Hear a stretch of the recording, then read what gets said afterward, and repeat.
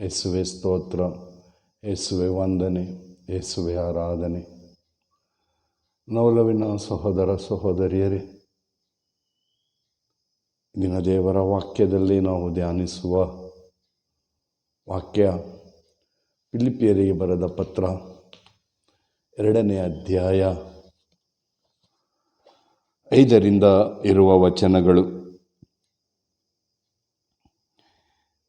ಕ್ರಿಸ್ತ ಯೇಸುವಿನಲ್ಲಿರುವ ಮನೋಭಾವ ನಿಮ್ಮಲ್ಲೂ ನೆಲೆಸಿರಲಿ. ದೇವಸ್ವರೂಪಿ ತಾನಾಗಿದ್ದರೂ ನಿರುತ್ತ ದೇವರಿಗೆ ಸಮನಾದ ಆ ಸಿರಿ ಪದವಿಯನ್ನಾತ ಹಿಡಿದಿಟ್ಟುಕೊಳ್ಳಲಿಲ್ಲ. ಬಿಡಲೊಲ್ಲೆನೆನ್ನುತ್ತಾ ತನ್ನನ್ನೇ ಬರಿದು ಮಾಡಿಕೊಂಡು ದಾಸನ ರೂಪವನ್ನು ಧರಿಸಿಕೊಂಡು ಮನುಜಾಕಾರದಲ್ಲಿ ಕಾಣಿಸಿಕೊಂಡು ನರಮಾನವರಿಗೆ ಸರಿಸಮನಾದ. ತನ್ನನ್ನೇ ಆತ ತಗ್ಗಿಸಿಕೊಂಡು ವಿಧೇಯನಾಗಿ ನಡೆದುಕೊಂಡು ಮರಣ ಪರ್ಯಂತ, ಹೌದೌದು ಸಿಲುಬೆಯ ಮರಣ ಪರ್ಯಂತ ವಿಧೇಯನಾದ. ಎಂತಲೇ ಪರಮೋನ್ನತ ಸ್ಥಾನಕ್ಕೇರಿಸಿದನಾತನನ್ನು ಇತ್ತನು ಹೆಸರುಗಳಲ್ಲೊತ್ತಮ ಹೆಸರನ್ನು ದೇವಪರಮನು. ಯೇಸುವಿನ ಹೆಸರಿಗೆಂದೇ ಮೊಣಕಾಲೂರಿ ಮಣಿಯುವರು ಸ್ವರ್ಗ ನಿವಾಸಿಗಳು, ಭೂನಿವಾಸಿಗಳು, ಪಾತಾಳ ಜೀವರಾಸ್ತಿಗಳು. ಕ್ರಿಸ್ತ ಯೇಸುವೇ ಪ್ರಭು ಎಂದೆಲ್ಲರಿಗೆ ಅರಿಕೆ ಮಾಡುವರು. ಪಿತದೇವನ ಮಹಿಮೆಯನ್ನು ಈ ಪರಿ ಹೊಗಳಿ ಸಾರುವರು.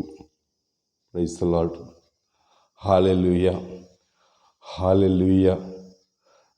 ಒಲವಿನ ಸಹೋದರ ಸಹೋದರಿಯರೇ, ಸಂತ ಪೌಲನು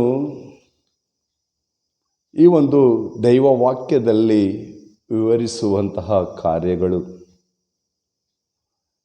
ದೇವರಿಂದ ಆರಿಸಿಕೊಂಡ ದೈವ ಮಕ್ಕಳೆಲ್ಲರೂ ದೇವರಿಗಾಗಿ ಜೀವಿಸುವವರಾಗಿದ್ದಾರೆ.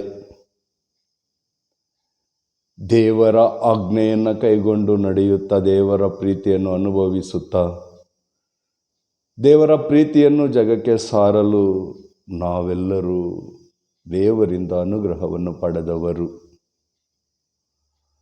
ಅದನ್ನು ಸಂತ ಪೌಲರು ವಿವರಿಸುತ್ತಾರೆ.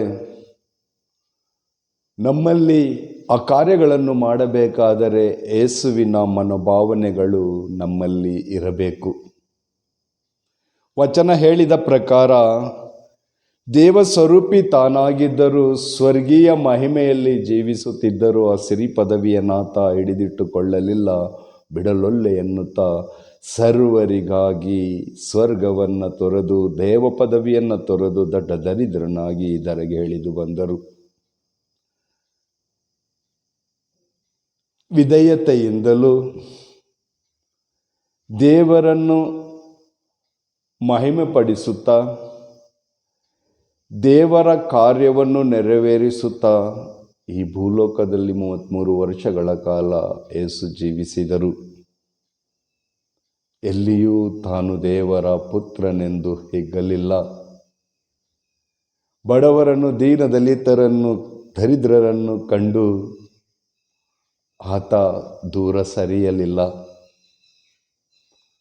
ಆತನ ಎಲ್ಲ ಕಾರ್ಯಗಳು ದೇವರ ಚಿತ್ತದಂತೆ ಇದ್ದ ಕಾರಣ ಈ ಜಗತ್ತಿಗೆ ದೇವರ ಪ್ರೀತಿಯನ್ನು ಹಂಚಿದ ಪ್ರೀತಿ ಸ್ವರೂಪಿ ದೇವರು, ದೇವರ ಪುತ್ರರು, ಪ್ರಭು ಕ್ರಿಸ್ತರು.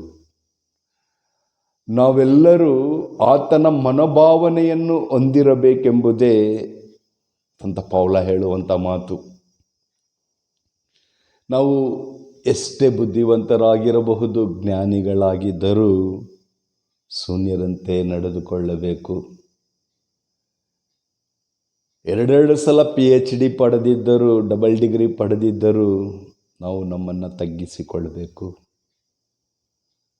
ತಾಳ್ಮೆಯಿಂದ ನಮ್ಮನ್ನು ತಗ್ಗಿಸಿಕೊಂಡು ಪ್ರತಿಯೊಂದು ಕಾರ್ಯದಲ್ಲಿಯೂ ವಿಧೇಯರಾಗಿ ನಾವು ನಡೆಯಬೇಕು.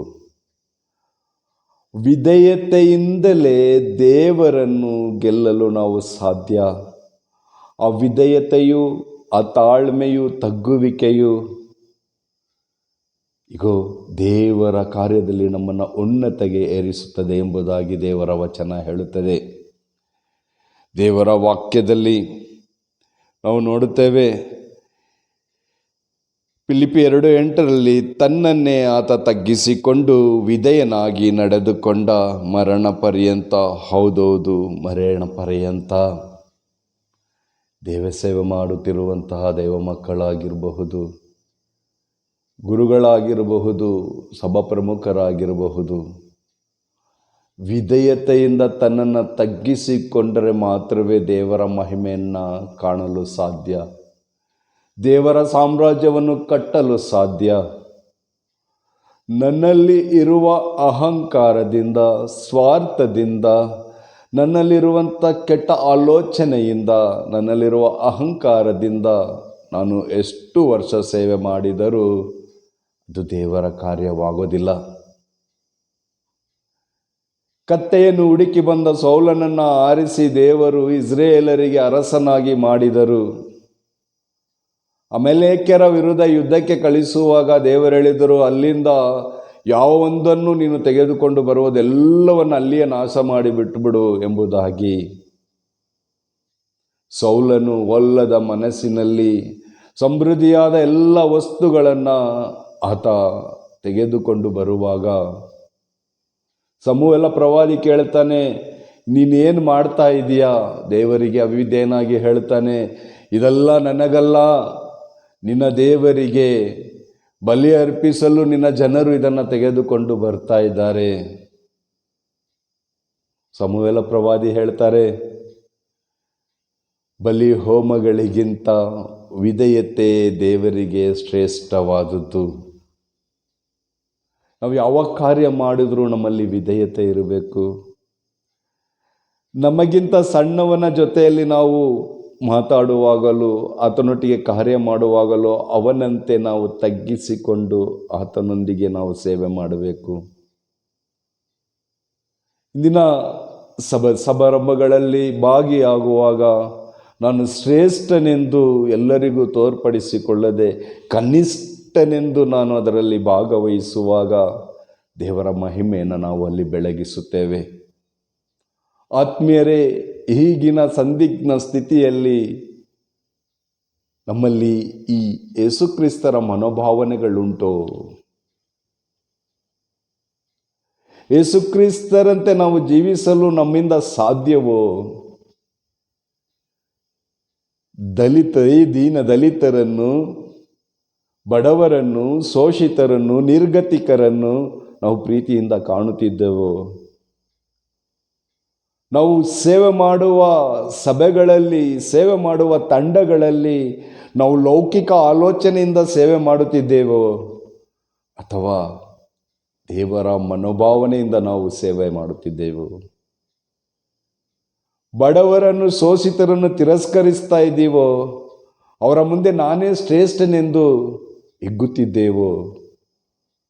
ಯಾವುದು ದೇವರ ಮಹಿಮೆಯಲ್ಲಿ ಭಾಗಿಯಾಗಲು ನಾವು ಯೋಗ್ಯತೆಯನ್ನು ಹೊಂದಿಕೊಳ್ಳುವಂಥದ್ದಲ್ಲ. ನಮ್ಮನ್ನೇ ನಾವು ತಗ್ಗಿಸಿಕೊಳ್ಳಬೇಕು.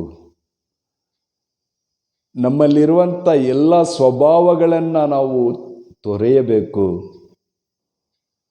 ದೈವ ಸಾಮ್ರಾಜ್ಯವನ್ನು ಕಟ್ಟಬೇಕಾದರೆ ನನ್ನನ್ನು ನಾನು ಶೂನ್ಯನಾಗಿ ಮಾರ್ಪಡಿಸಿಕೊಳ್ಳಬೇಕು. ಸ್ವರ್ಗದ ಸಿರಿ ಸಂಪತ್ತನ್ನೆಲ್ಲಾತ ಬಿಟ್ಟ ನಮಗಾಗಿ ಇದರೆಗೆ ಇಳಿದು ಬಂದ ದರಿದ್ರನಾಗಿ ಯೇಸು ಹೇಳಿದರು, ಗುಬ್ಬಚ್ಚಿಗೆ ಗೂಡುಂಟು, ನರಪುತ್ರನಿಗೆ ತಲೆ ಇಡಲು ಸ್ಥಳವಿಲ್ಲ. ಸ್ವರ್ಗ ಭೂಲೋಕವನ್ನು ಸೃಷ್ಟಿ ಮಾಡಿದ ದೇವರ ಪುತ್ರ ಹೇಳ್ತಾ ಇದ್ದಾರೆ, ನನಗೆ ಈ ಲೋಕದಲ್ಲಿ ತಲೆ ಇಡಲು ಜಾಗವಿಲ್ಲ. ನಾನು ಈ ಲೋಕದವನಲ್ಲ. ಈ ಲೋಕದ ಯಾವುದೇ ಸಿರಿ ಸಂಪತ್ತು ನನ್ನದಲ್ಲ. ನಾನಾದರೂ ಮೇಲಿಂದ ಬಂದವನು, ನನಗೆ ಮೇಲಿದೆ ಎಲ್ಲವೂ. ಈ ಮನೋಭಾವನೆಯಲ್ಲಿ ನಾವು ಸೇವೆ ಮಾಡ್ತಾ ಇದ್ದೀವಾ? ಅಥವಾ ಈ ಲೋಕದಲ್ಲಿ ಸಭೆ ಸಮಾರಂಭಗಳಲ್ಲಿ ಸನ್ಮಾನಗಳಿಗಾಗಿಯೂ ಬ್ರದರ್, ಫಾದರ್, ಫಾಸ್ಟರ್ ಎಂಬುವ ಒಂದು ದೊಡ್ಡ ಹಿರಿಮೆಗಾಗಿ ನಾನು ಸೇವೆ ಮಾಡ್ತಾ ಇದ್ದೀನಾ? ಇದೆ ಸೌಲ ಮಾಡಿದ ಕಾರ್ಯ ಅದೇ. ಸೌಲ ದೇವರು ತೆಗೆದುಕೊಂಡು ಬರಬೇಡ ಎಲ್ಲವನ್ನ ನಾಶ ಮಾಡು ಅನ್ನುವಾಗ ಕೊಬ್ಬಿದ ಹಸುಗಳನ್ನೆಲ್ಲ ನೋಡಿ ಒಳ್ಳೆ ಸಮೃದ್ಧಿ ಹೊಂದಿರುವಂಥ ಪ್ರಾಣಿ ಪಕ್ಷಿಗಳನ್ನೆಲ್ಲ ನೋಡಿ ಆತ ತೆಗೆದುಕೊಂಡು ಬರುವಾಗ ಆತನ ಬಾಯಿಂದ ಹೊರಟದ್ದು ದೇವರಿಗೆ ಎಂದು ಅಲ್ಲ, ನಿನ್ನ ದೇವರಿಗೆ. ಸಮೂಲನಿಗೆ ಹೇಳ್ತಾನೆ ಸೌಲ, ನಿನ್ನ ದೇವರಿಗೆ ನಿನ್ನ ಜನ ಆರಾಧನೆ ಮಾಡಲು, ಕಾಣಿಕೆ ಅರ್ಪಿಸಲು, ಬಲಿ ಅರ್ಪಿಸಲು ಇದೆಲ್ಲವನ್ನ ತೆಗೆದುಕೊಂಡು ಬರುತ್ತಿದ್ದಾರೆ. ಇದು ಅನೇಕರು ಹೇಳೋದುಂಟು, ಯೇಸಪ್ಪ ನನಗೆ ಕೊಟ್ಟ, ಯೇಸಪ್ಪ ನನಗೆ ಕೊಟ್ಟರು, ದಶಮ ಭಾಗ ನೀವು ನನಗೆ ಕೊಡಬೇಕು ಅಂತ ಹೇಳಿ ಪ್ರಾರ್ಥನೆಗೆ ಬರುವ ಬಡವರನ್ನು, ನಿರ್ಗತಿಕರನ್ನು ನಾವು ದೋಚುತ್ತಿದ್ದೇವೆಯೋ? ಇದು ಲೋಕದ ವಿಷಯವಾಗಿದೆ ಆತ್ಮೀಯರೇ. ಪ್ರಭು ಕ್ರಿಸ್ತರು ಹೇಳ್ತಾ ಇದ್ದಾರೆ, ತಲೆ ಇಡಲು ನನಗೆ ಸ್ಥಳವಿಲ್ಲ. ಸಿಲುಬೆಯಲ್ಲಿ ನಮಗಾಗಿ ಪ್ರಾಣ ತ್ಯಾಗ ಮಾಡಿದಾಗ ಅವರಿಗೆ ಸ್ವಂತ ಸಮಾಧಿಯೂ ಇರಲಿಲ್ಲ ಎಂಬುದನ್ನು ನಾವು ಮರೆಯಬಾರದು. ಒಂದು ಪ್ರಾರ್ಥನಾ ತಂಡದಲ್ಲಿ, ಒಂದು ಸಭೆಯಲ್ಲಿ ನಾನೇ ಹಿರಿಯವನು, ನಾನೇ ದೊಡ್ಡವನು, ನಾನೇ ಕೋಆರ್ಡಿನೇಟರ್, ನಾನೇ ಎಲ್ಲ ಎಂದು ಮಾಡಿ ಹಣ ಕೊಡುವವರನ್ನು ಸನ್ಮಾನಿಸಿ, ನಿಸ್ವಾರ್ಥ ಸೇವೆ ಮಾಡುವವರನ್ನು ತಿರಸ್ಕರಿಸಿ, ಅವರನ್ನು ದುಃಖಪಡಿಸಿ, ಅವರ ಕಣ್ಣೀರಿಗೆ ಕಾರಣವಾಗಿದ್ದಲ್ಲಿ ನಾವು ಮಾಡುತ್ತಿರುವ ಕಾರ್ಯ ದೇವ ಸಾಮ್ರಾಜ್ಯಕ್ಕಾಗಿ ಅಲ್ಲ, ಈ ಲೋಕಕ್ಕಾಗಿ. ಎಷ್ಟು ಜನರಲ್ಲಿ ದೈವ ಮನೋಭಾವನೆ ಉಂಟು. ನಾವು ಏನೇ ಕಾರ್ಯ ಮಾಡಿದರೂ ಅದು ಶೂನ್ಯವಾಗಬಾರದು ಪ್ರಿಯರೇ. ಎಲ್ಲರೂ ದೇವರನ್ನು ಮೆಚ್ಚಿಸುವ ಕಾರ್ಯವನ್ನು ಮಾಡಬೇಕು. ವಿಧೇಯತೆ ಒಂದೇ ದೇವರನ್ನು ಮೆಚ್ಚಿಸುವ ಕಾರ್ಯ. ಅದಕ್ಕಾಗಿ ಯೇಸು ಕ್ರಿಸ್ತರು ಹೇಳಿದರು, ಯೋಹಾನನ ಶುಭ ಸಂದೇಶ 15ನೇ ಅಧ್ಯಾಯ 12ನೇ ವಾಕ್ಯ, ನಾನು ಕೊಡುವ ಕಟ್ಟಳೆ ನಿನ್ನನ್ನು ನೀನು ಪ್ರೀತಿಸಿಕೊಳ್ಳುವಂತೆ ಪರರನ್ನು ಪ್ರೀತಿಸುವ. ಪ್ರೀತಿಯು ನಮ್ಮಲ್ಲಿ ಉಂಟು? ಪ್ರೀತಿಸ್ತೀವೋ? ಪರರನ್ನು ದೂರ್ತೀವಿ.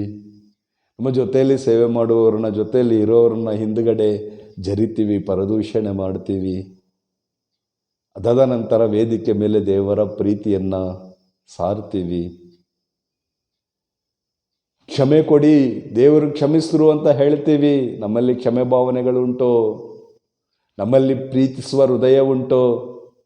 ಮತ್ತೊಬ್ಬರಿಗೆ ನಮ್ಮಲ್ಲಿರುವುದನ್ನು ಹಂಚಿಕೊಳ್ಳುವಂತಹ ಆತ್ಮಸ್ಥೈರ್ಯತೆ ನಮ್ಮಲ್ಲಿ ಉಂಟು? ಎಲ್ಲವನ್ನ ನಾವು ಧ್ಯಾನಿಸಬೇಕು ಪ್ರಿಯರೇ.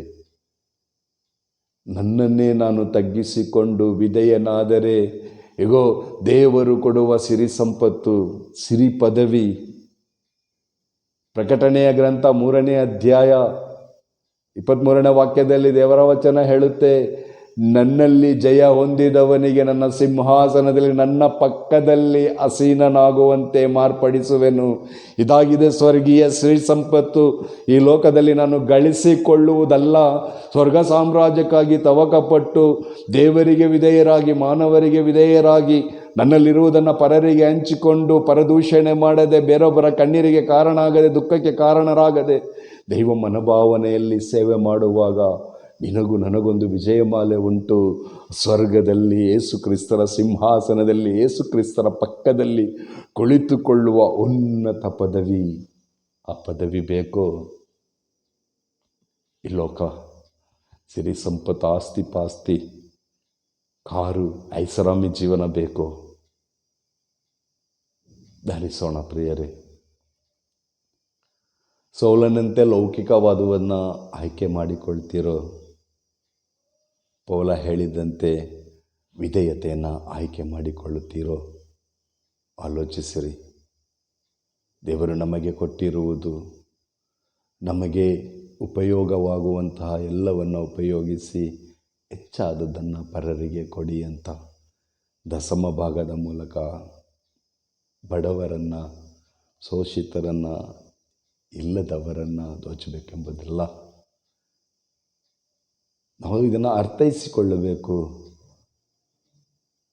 ದೇವರು ಪ್ರೀತಿಯನ್ನು ಸಾರಲು ಬಂದರು. ದೈವ ಪ್ರೀತಿಯನ್ನು ನಮಗೆ ಕೊಟ್ಟರು. ಅವರಲ್ಲಿ ಇದ್ದಿದ್ದನ್ನು ನಮಗೆ ಕೊಟ್ಟರು. ದೇವರು ನಮಗೆ ಕೊಟ್ಟಿದ್ದನ್ನು ನಾವು ದೇವರಿಗೆ ಕೊಡಲು ನಮ್ಮ ಮನೋಭಾವನೆಗಳನ್ನು ಬದಲಾಯಿಸಿಕೊಂಡು ವಿಧೇಯರಾಗೋಣ. ಮರಣ ಪರ್ಯಂತರ ಪ್ರಭು ವಿಧೇಯರಾದಂತೆ ಯೇಸುವಿನ ಮಹಿಮೆಯಲ್ಲಿ ನಾವು ಒಂದಾಗಲು, ದೇವರ ಪ್ರೀತಿಯನ್ನು ಅನುಭವಿಸಲು ಪ್ರಭುವೇ ನನಗೆ ಒಳ್ಳೆಯ ಮನಸ್ಸನ್ನು, ಒಳ್ಳೆಯ ಹೃದಯವನ್ನು, ವಿಧೇಯತೆಯನ್ನು ದಯಪಾಲಿಸಿರೆಂದು ನಮ್ಮನ್ನೇ ಒಪ್ಪಿಸಿಕೊಡುತ್ತಾ ಪ್ರಭು ಕ್ರಿಸ್ತರಲ್ಲಿ ಪ್ರಾರ್ಥಿಸೋಣ. ಪ್ರಭುವೇ, ನೀವು ಹೇಗೆ ಮರಣ ಪರ್ಯಂತರ ವಿಧೇಯರಾದಿರೋ, ಜೀವಮಾನದಲ್ಲಿ ನಾವು ಸಹ ವಿಧೇಯರಾಗುವಂತೆ ನಮ್ಮೆಲ್ಲರ ಮೇಲೆ ನಿಮ್ಮ ಕೃಪೆಯು ಇಳಿದು ಬರಲಿ.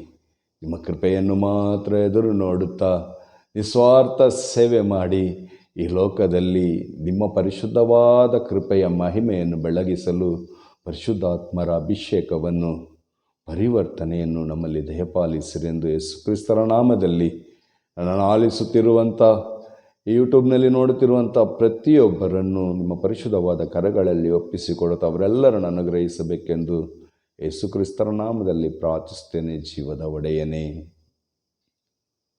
ಆಮೇನ್.